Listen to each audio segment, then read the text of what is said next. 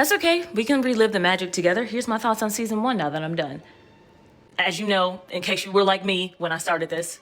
So, I don't think I need to explain this. I think it was nice to watch, Daenerys find her footing as Khaleesi, especially because it was forced on her by her brother. Speaking of her brother, yeah, he deserved that golden crown. He literally was asking for it, and I'm glad he got it.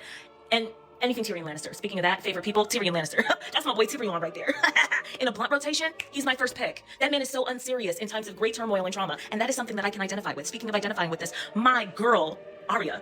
Okay, I know what it's like to be a girl who's expected to like do certain things when she becomes a woman, like give birth and do all this other stuff. She was like, no, that's not me. I get that. I love her. I hope she keeps going because she's doing great. Now, Khaleesi, again, she overcame adversity. What am I supposed to say? And also, I think she did a good job trying to be level-headed in certain cases. Like, she didn't want to be barbaric. She knew when to be barbaric and when to not be barbaric. And she had some really good moments. That's what I can say. And I'm rooting for her and those dragons.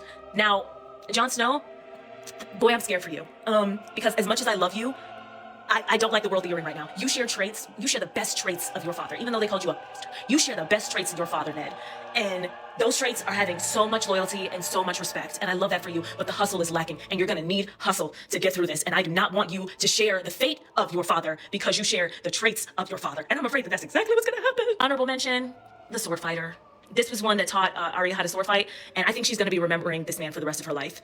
And the sacrifice that he made, I mean, I can only get the implication. I don't know exactly what happened to him, I don't think, but I just love their relationship. That's all I got to say about that. Anyway, people that I hate. Now, I feel like you understand this one. This is at the top of my list. I hate him, public enemy number 1. Again, glad he got that golden crown.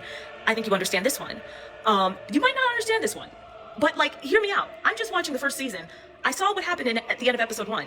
Okay, just out of the context alone, I can't trust this woman. That's disgusting. No. Also, giving birth to that? No. Also, I understand this desire to gatekeep, gaslight, girl boss. Like, I get that vibe. The problem is, not every woman who gatekeeps, gaslights, girl boss is a girl's girl. And I feel like she would be the one to like betray you. Like, not be a girl's girl at the end. Like, I don't trust her. I don't like her. I would never do a blunt rotation with her because I know she gonna lace it with some Fenty and try to give me hooks. Like, I just know that that's not the woman to trust. Speaking of hooks, I'm sure some of you, namely my sister, are wondering whether or not I still hold a candle for Peter Baelish. The answer is I still can't quit him yet. Yes, I have recently found out about his occupation and that he is a pimp.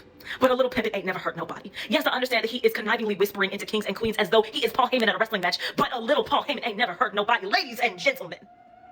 But yeah, no, he's got some conniving to him. And you know what? I'm not gonna lie. He is a little messy. He's got some messy emotions. He is, I bet you're wondering why he's there. He's a walking Brett Fayez lyric, okay? I know that as of now, he's got too many hoes, but he wants Ned's wife. And I understand what he did to Ned.